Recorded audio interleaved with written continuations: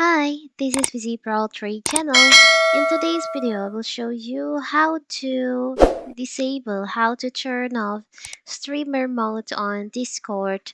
Before I get started, don't forget to subscribe and turn on the notification to keep you updated about this channel. So, let's go!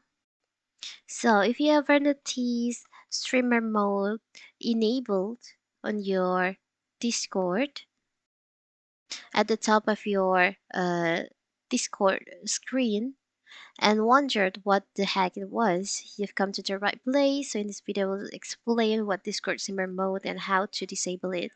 So Simmer mode on Discord sounds a lot more complicated than it really is. Essentially, it was uh, kind of safety mode which protect your privacy while streaming. If you're sharing your screen and you pull up Discord on stream, your viewers won't be able to see certain personal information.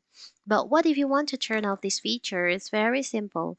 First of all, you have to open our Discord, and if your simmer mode is active, you can just disable it, and here you'll find right there is an option disable. You can select on that, and if you can't find that, you can just open your user settings. You can go to user settings, scroll down, you can go to appearance, this one on the experience section.